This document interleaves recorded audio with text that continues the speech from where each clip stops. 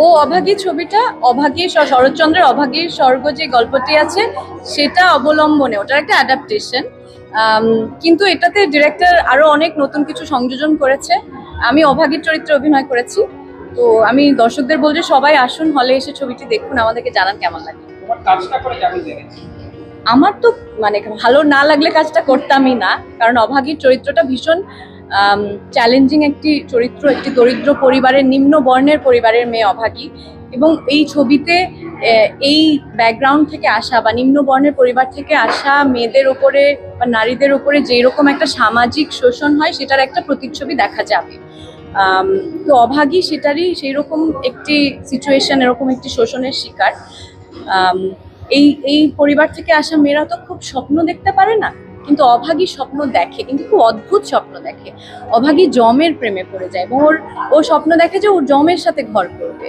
তো খুব অদ্ভুত একটা চরিত্র না, সেই কারণেই আসলে চরিত্রটা করা। এবং আমি যতটা সম্ভব চেষ্টা করেছি চরিত্রটাকে ধারণ করতে। হয়তো আপনারা স্ক্রিনে আমাকে না অভাগীকেই দেখতে পাবেন। ভীষণ চ্যালেঞ্জিং ছিল, কারণ একদম পশ্চিমবঙ্গের প্রত্যন্ত গ্রামে গিয়ে শুটিং করতে হয়েছে, সেই গ্রামের একটি চরিত্রকে ধারণ করতে হয়েছে। আমার ভাষা, ডায়ালেক্ট একেবারে আলাদা ছিল। আমরা যেরকম ভাষায় কথা বলি সেই রকম বাংলা না, একটা লোকাল ডায়ালেক্টে কথা বলতে হয়েছে। তো সেইগুলোকে আয়ত্ত করা, অনুশীলন করা অবশ্যই চ্যালেঞ্জিং ছিল। আমার তো ভালো লাগছে, কারণ আমার ভাতৃপ্রতিম ডিরেক্টর, তাকে অনেক দিন থেকে আমি চিনি এবং ভাইয়ের মতো করে চিনি। তার একটা ছবি রিলিজ করছে, I am feeling very proud. আর এরকম একটা সাবজেক্টের উপর একটা ছবি রিলিজ হচ্ছে, সত্যি তো সেটা I should feel proud and I think we all should feel proud. এরকম একটা সাবজেক্টের উপর একটা ছবি করা হয়েছে। দর্শকদের মেসেজ বলতে একটাই, আপনারা আলোচনা না করে আসুন, ছবিটা দেখি, ছবিটা দেখে আলোচনা করে ছবি না দেখে, ছবি দেখে আলোচনাটা করার বোধহয় একটা মজা আছে। এবং আরেকটা যেটা বলার বিষয়, যে একটু সবাইকে জানান না, বন্ধুদের, ভাইদের, বোনেদের, মাকে, বাবাকে, মেসমশাই, পিসমশাই, কাকিমা, কাকুদের জানান কিরকম হলো, ভালো হলেও জানান, খারাপ হলেও জানান। কি হয় অনেক সময় না, কতটা খারাপ হয়েছে দেখার জন্য লোক আসে। Why not to do the publicity in that way?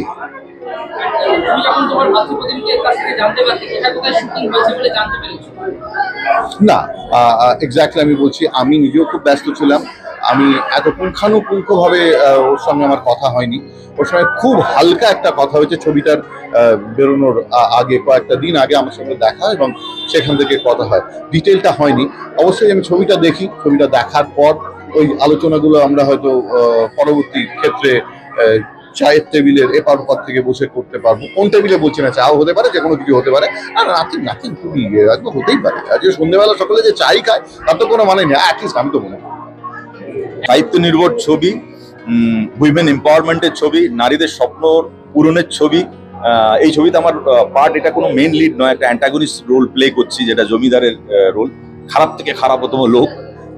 এই ছবিতে সমস্ত মেল ক্যারেক্টারগুলোই খারাপ, সেই জন্য আমার একটু পছন্দ হয়েছে। নারীদের সম্মানের গল্প, সেই জন্য আমি এই ছবিটা করতে করেছি। এবং ছবিটা ডিরেক্টর হচ্ছেন অনির্বাণ চক্রবর্তী এবং প্রডিউসার হচ্ছেন ডক্টর প্রবীর ভৌমিক।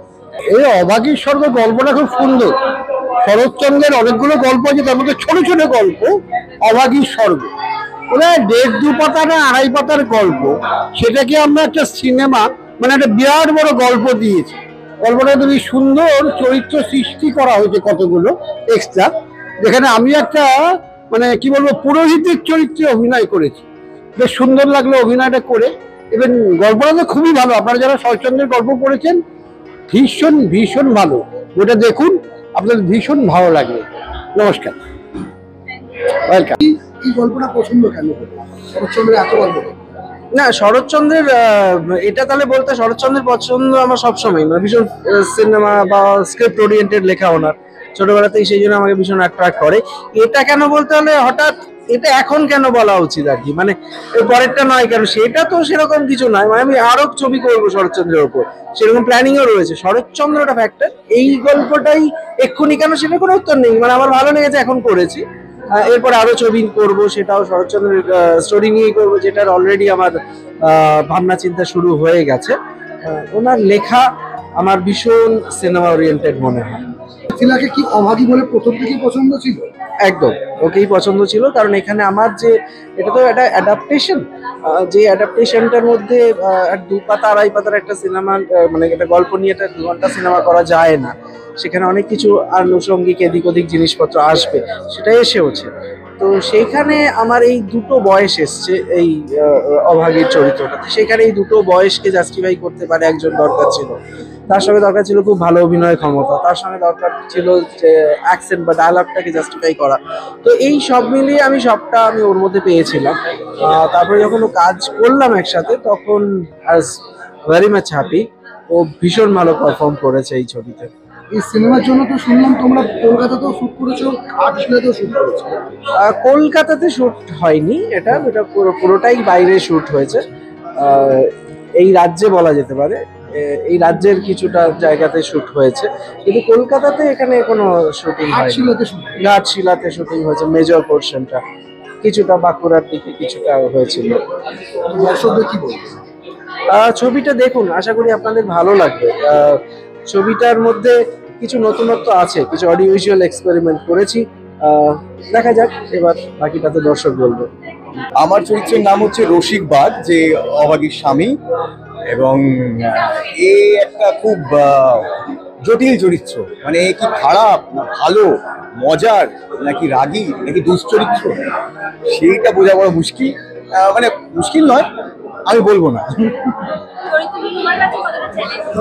প্রচন্ড চ্যালেঞ্জিং। কারণ এরকম চরিত্র আমাকে এর আগে কেউ অফার করেনি, বা আমাকে সচরাচর অন্যান্য চরিত্রে খুব কমই ভাবা হয়। তো সেরকম একটা চরিত্রে আমাকে অনির্বাণ ভেবেছে।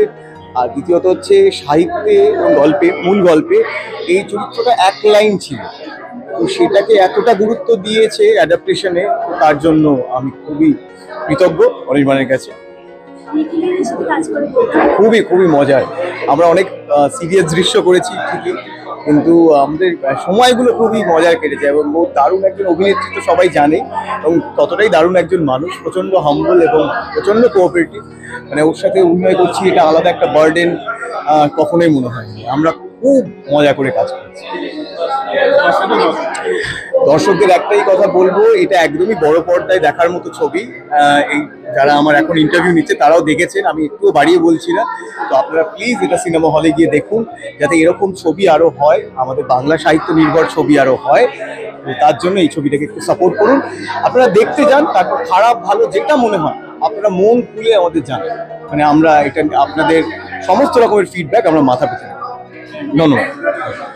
ভীষণ ভালো লাগছে। আমি অনির্বাণদার অনেক কাজ করেছি, অনির্বাণদার সাথে বহুদিনের সম্পর্ক, এবং আজকে এত সুন্দর একটা গল্প নিয়ে কাজ হচ্ছে, যেটা আমরা জানি যে আমাদের বেঙ্গলি আর্ট অ্যান্ড কালচারের একদম মাঝখানে যে মানুষগুলো রয়েছে, শরৎচন্দ্র তার ইন্সপিরেশনে তৈরি এরকম একটা গল্প। আমরা চাই এরকম ধরনের গল্প আরও আসুক, এবং মিথিলাদির কাজ দেখবো, ভীষণ এক্সাইটেড। আমার মনে হয় যে যে ছবির মধ্যে আমাদের নানা রকমের রস যেগুলো রয়েছে, নবরস যেটা আমরা বলি, সেই নবরসের মধ্যে বেশ কটা রসের মিশ্রণ যেটাতে সব থেকে বেশি থাকে, সেই ধরনের ছবি মানুষ সব থেকে বেশি ভালোবাসছে। হ্যাঁ, দর্শকদেরকে এটাই বলবো যে তোমরা হচ্ছে আসল ম্যাজিশিয়ানস, তোমরা এসো, ছবি দেখো, বেশি বেশি ছবি দেখো, এবং বুঝতে পারবে তাহলে যে বাংলা ছবির আস্তে আস্তে কতটা একটা সুন্দর উত্তরণ হচ্ছে আবার। এবং সেই উত্তরণের সাক্ষী রাখতে আমি এসে গেছি আজকে, আর তোমরাও এসো।